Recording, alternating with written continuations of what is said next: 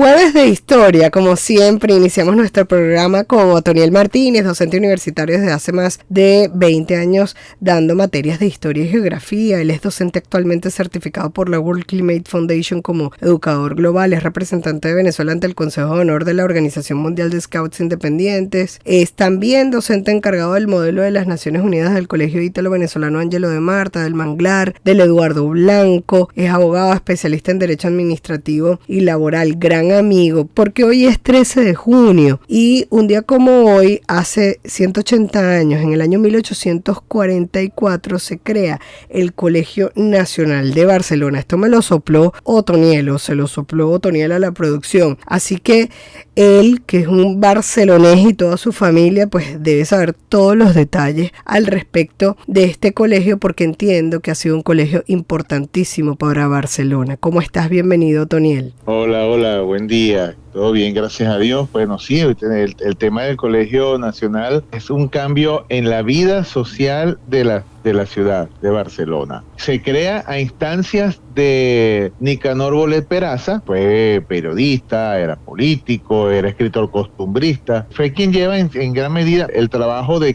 promover un colegio que sirve a su vez como fuente para la promoción y la formación de futuros universitarios que no había en Barcelona. Estoy hablando de Nicanor Bolet Peraza, padre, ¿no? Que era también médico de paso, y estaba muy vinculado al mundo de la educación. Pero Nicanor Bolet Poreo, en este caso, Nicanor Bolet, él va a promover un colegio porque en Barcelona, en la época pues en que él practicaba su ministerio acá en la ciudad, se encontró con una ciudad después de la independencia, después de la república, muy abandonada, una ciudad que todavía estaban los estragos de la casa fuerte, las ruinas, la ciudad estaba muy pobrecita, digamos, las familias importantes que quedaban eran muy pocas y no había un proceso de formación educativo en la ciudad. Como producto de todas sus inquietudes, decide que lo primero que había que hacer era restaurar el espíritu de que tenía Barcelona en la época colonial, que era una ciudad que se caracterizaba, María Alejandra, porque había muchísima creación intelectual y llegaban muchos libros del exterior.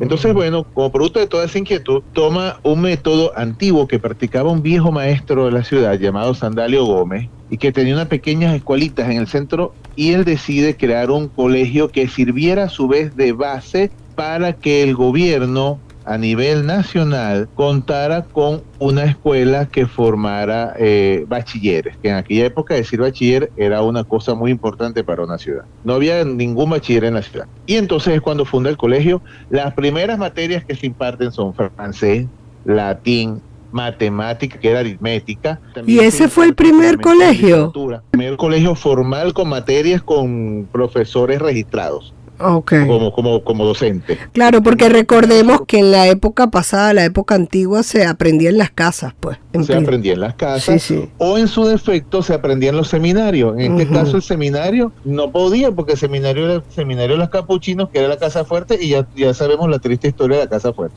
Sí. Esto no quedó nada, pues lo que quedaron fueron las ruinas. De manera que no había formación ni siquiera de seminaristas aquí, que tenían que irse a otros lugares. Entonces, bueno, por eso te digo, las primeras materias se dan las primeras materias formales, los primeros profesores formales, y esos bachilleres van a graduarse 4 años después, en 1848, y se van a graduar allí. Entonces, esos los que van a ser primeros bachilleres, que luego van a ser periodistas, que en los años 50, de la década de los 50 del siglo XIX, en 1856, van a crear lo que va a ser la primera revista de la ciudad, la primera revista histórica, costumbrista y con grabados, única en Venezuela, que la llevaron adelante Nicanor Bolet Peraza y la llevó su hermano Ramón. La revista que crearon ellos acá les dio tanta importancia a la ciudad que Ramón Bolet Peraza luego fue llamado a Caracas para trabajar con grabados a nivel artístico en las revistas de los museos que se crearon en 1865 después de la Guerra Federal. Y bueno, fueron figuras preponderantes en lo que luego fue la transformación de Caracas en el siglo XIX.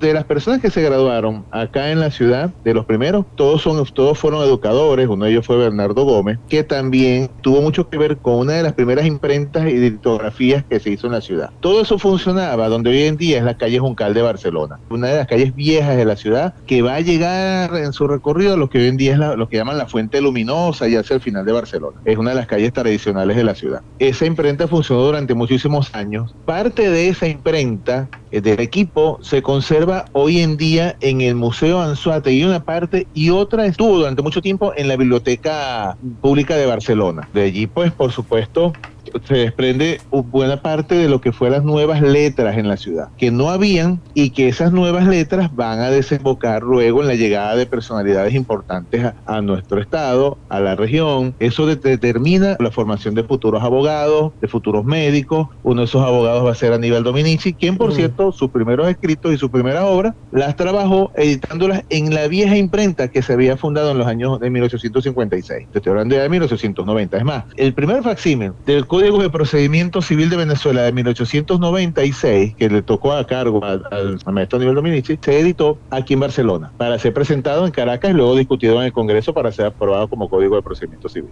Y cuando hablamos de estos nombres, cuando hablamos, por ejemplo, de Bolet Peraza, te estamos hablando, María Alejandra, de quizás uno de los más prolíficos escritores del siglo XIX en Hispanoamérica, no es que Venezuela, o sea, Hispanoamérica, con una capacidad de publicación impresionante, de producción. ¿Tú llegaste a escuchar alguna vez de una revista llamada El Cojo Ilustrado? Claro, sí. Bueno, precisamente las ideas para hacer El Cojo Ilustrado, que ya es que se convirtió en paradigma de los primeros pasos del periodismo en Venezuela, las dio precisamente Bolet Peraza a partir de la publicación que hicieron acá de la revista, una revista que se llamó esa revista El Oasis, que habían fundado acá cuando era un muchacho apenas de 19, 20 años que la manejó. Entonces, eso generó un interés muy importante hacia lo que es Barcelona, Anzoátegui como tal, pues no solamente Barcelona, es el Estado como tal, con el potencial y la capacidad de su recurso humano. Claro, cuánto hemos crecido en esto, siendo referencia en el año 1844 con la fundación del Colegio Nacional de Barcelona, y qué ha pasado y qué ha transcurrido y cuánto hemos crecido o retrocedido al respecto. No, yo pienso que se avanzó mucho, se creció muchísimo. La preocupación por la educación en el país fue un paradigma durante muchísimos años, de María Alejandra. Otra cosa que te iba a comentar, que no te señalé antes, eran las condiciones de vida de los profesores del Colegio Nacional. Para ser profesor en el Colegio Nacional debías tener, por supuesto, un título debidamente, digamos, registrado, un título reconocido como profesional del área que estabas dando. Si dabas aritmética, pues tenías que haber sido reconocido como ingeniero. De hecho, el profesor de aritmética del Colegio Nacional había sido alumno del sabio Juan Manuel Gigal, que padre prácticamente el cerebro de las matemáticas de Venezuela. El Estado asumió pagarles la residencia a los docentes, que ellos, y no que con su sueldo pagaran la casa, sino pagarles la casa, pagarles su estadía en la ciudad, encargarse, porque consideraban que esas personas, el gobierno de aquella época estableció que el docente o el profesor del colegio tenía la labor de crear a la futura Barcelona. Claro. Y consideraron que esas personas eran importantes para la ciudad. Y lo asumieron, sus condiciones de vida, y vivían en el centro de la ciudad. Que vivir en el centro de la ciudad en aquellas épocas era vivir, digamos, en la zona más importante de la ciudad. Ese tema que tú comentas de los profesores, a mí me parece bastante importante, porque ¿cuál es la situación de los profesores en este momento? Al final los profesores preparan a todos los profesionales del país y deberían tener reconocimiento respetuoso y también económico, que no es la situación actualmente. Es lo que siempre se reconoció como personas importantes de la comunidad, como las personas más destacadas de la comunidad. Yo le digo mucho a mis estudiantes que yo mismo, tú mismo, María Alejandra, en la época en que nuestros profesores nos formaron, los profesores eran personas respetables en la comunidad.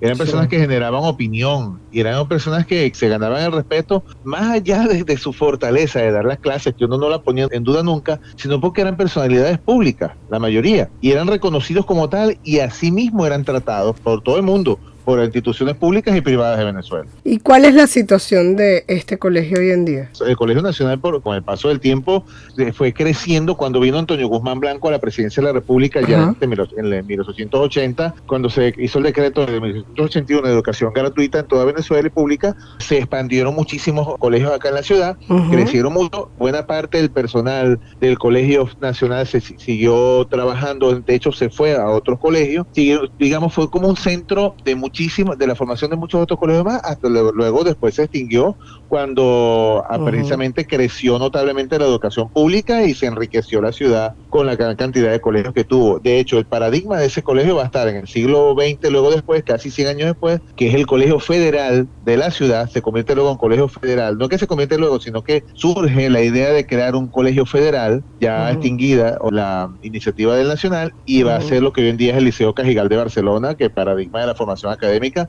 dirigido nada más y nada menos que por don Rómulo Gallego, uno de sus primeros directores. Mucha historia que contar al respecto, además de toda la influencia que esto ha tenido en Barcelona. Lo podemos dejar para otra oportunidad porque ya se nos agotó el tiempo y es demasiado interesante este tema de la educación, que creo que hay que darle la importancia y el puesto que merece. Muchísimas gracias, Otoniel Martínez, docente universitario. Desde hace más de 20 años da estas materias de historia y geografía. Es docente actualmente certificado por la World Climate Foundation como educador global, representante de Venezuela ante el Consejo de Honor de la Organización Mundial de Scouts Independientes, docente encargado del modelo de las Naciones Unidas en el Colegio Ítalo-Venezolano Ángelo de Marta, en el Manglar, en el Eduardo Blanco, abogado, especialista en Derecho Administrativo y Laboral, y yo siempre le doy gracias a Dios por tenerlo en este espacio. Sigan en su Instagram a Otoniel, @OtoMartinez67, o en su X o Twitter, @RudyOtoniel. Muchísimas gracias, Otto. Gracias a ti, Brenda.